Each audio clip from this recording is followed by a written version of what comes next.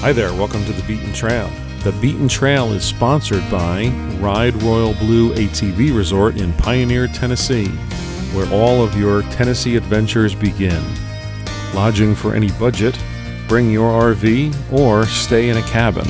Trails are attached to the resort and not a far drive on ATV legal pavement, so stop down at Ride Royal Blue in Tennessee.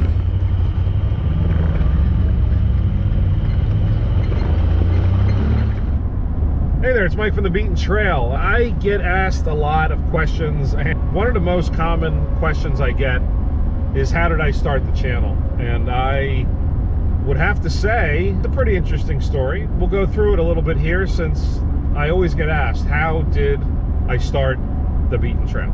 So if we go back in time to the pandemic, there really wasn't too much to do. A lot of the regulations were crazy and things were closed, and I decided to go back to my roots of riding dirt bikes and ATVs and go-karts. Picked up a Rzr Trail 900. It was a tiny little thing, you know. People ask, why did you buy a 50-inch trail? So not only the primary reason is cost. I think I probably paid $12,000 or $13,000 for it. It was a 75 horsepower little go-kart. I had space that I could fit it, and at one point we did testing in the back of the F-150 here with MadRamps. We got a whole video over there. We'll have to put a little link to that. And not the most safe and svelte looking attachment to the back of the truck, but it was a great way to get your trail to the trail. I know that it's easier just to get a trailer, or we didn't have the room for a trailer, and so I just made a video, and I made a video of, this is why I bought it. And so everybody seemed to enjoy the video we put together. You know, why did you buy it? And again, the reasons were cost and size, something small, I could take a passenger with me. I had a cage, so to speak, in case I rolled on my side. So there were multiple positive attributes and aspects of having a trail model 50-inch. Now, at that point, I didn't really know too much about DCNR and the trail systems and the limitations that some trails have of 50-inch. So it just happened to be, I happened to buy a smaller one, and that's the way it was. So other videos coming after that immediately were, well, what are the top 5 things to bring with you on the trail? And obviously spare tire or patch plug compressor, a jack. You wanted to make sure you had a first aid kit, not just like a band-aid for boo-boos. You want to get, you know, maybe a trauma pack, a farm injury first aid kit is what we would talk about and mention in the videos. And you wanted to make sure you had, you know, maybe some snacks and some food. You wanted to ride with somebody, never ride alone. I've broken that rule a couple times, which you never really should. And there's just a lot of great things that you can toss into your ride and not really have to worry about the day, right? I bring a phone and GPS, and I have the cameras and everything, and it was just a great way to get out and enjoy the trails. I started making videos, so one of my first videos was Anthracite Outdoor Adventure Area. I really enjoyed it. It was well labeled. It was not gigantic. It wasn't like the Great Outlaw that we would later know as Famous Redding Outdoors, but it had some structure to it. We also went to Lost Trails in Dunmore, Pennsylvania. Great place to enjoy. Small place, only about 2,500 or maybe 2,000 acres, but pretty cool. Pretty darn cool when it came to a couple little, you know, like the tunnel and the top of the world and a bunch of other little locations. We enjoyed it. It was a lot of fun. Some sharp rocks, and also the stock tires was not the best thing to keep riding. The stock tires were not very good to ride with on the Polaris because they were like 4-ply. They were really bad, and we used to get cuts and breaks, and it was just not fun. I think the big piece that really opened the channel was we started going to Famous Redding Outdoors. Now, the first time I went to Famous Redding Outdoors, and if you're a member, you get to see some of the old retro videos that I did. Going to dark water, I didn't really know too much. I was a beginner. I'd never ridden there before. Had my ride command and my GPS and my phone and cameras, and I went. And it was a lot of fun. It was a bit of the unknown. It was just, you just didn't know what was out there. And famous Redding at that time was no signs. All right, there was a couple signs where you left property. You know, I remember riding and all of a sudden there's state land. You know, it's like there was no indication, all of a sudden it was there. They were very primitive at that time, and they've gotten better. They've put some more signs up, some boundaries, some gates. But famous Redding opened up my experience and also helped me meet other people. So at first, I met up with the Potters.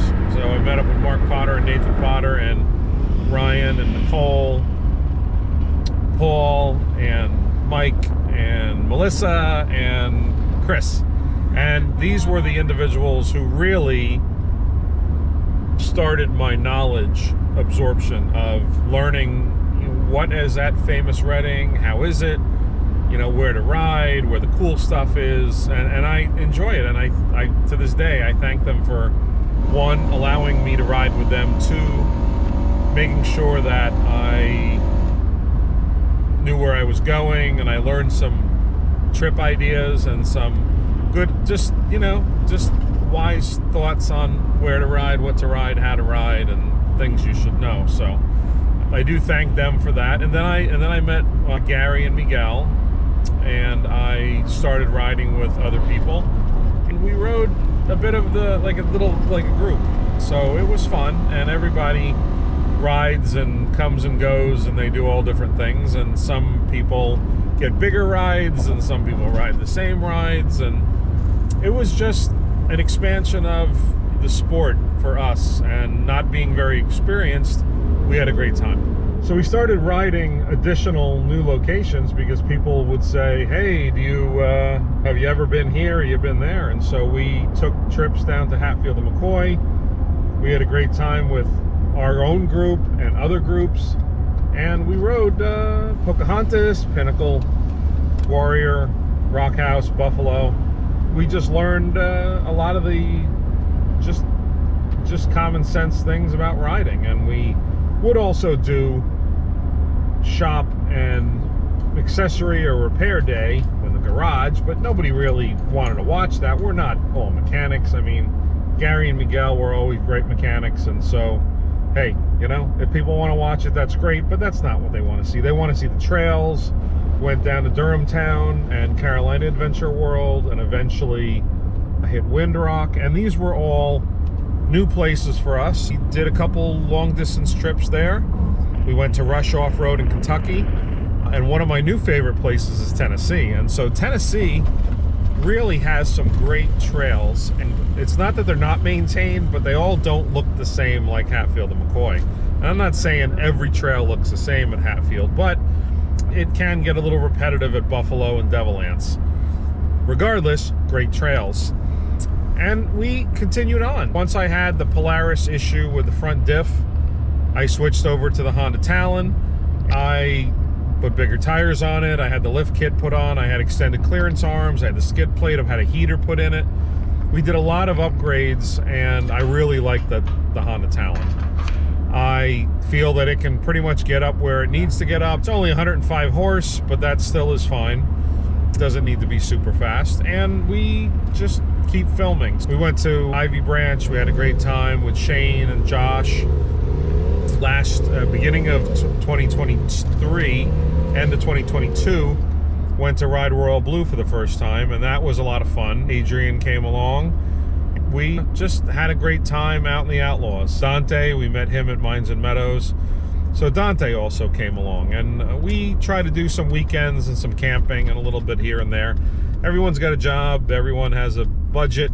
You just have to work together and see when you can do these trails. Regardless, the beaten trail keeps going to different locations. We wound up going to Glamis.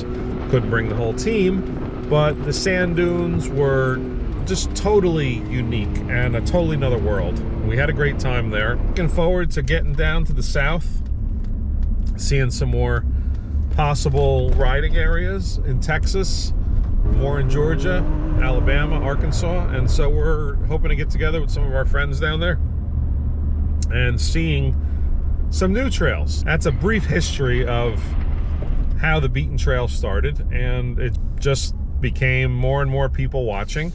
We had an enjoyable time meeting new people. We had people that were international join.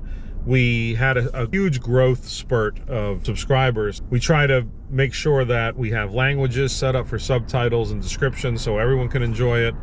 We are on Facebook, The Beaten Trail LLC. Our first page, The Beaten Trail, got hacked, and we're still waiting for the wonderful people at Facebook to do their job and get it back to us, but I'm not holding my breath. And that's the story of the Beaten Trail, and we'll continue making videos for as long as you want to watch them. So we appreciate you watching, supporting us, buying merchandise, being a patron. That's it. So thanks again, and we'll see you out there on the trail. Again, we appreciate Ride Royal Blue ATV Resort and Campground for being our sponsor. Thank you for all of our other partners as well for being on board with us. Get over to Lit Industries for some of the brightest rock lights you can find, and also pick up some products over at our Beaten Trail store. We appreciate you watching, and we hope to see you out there on the trail. Thanks.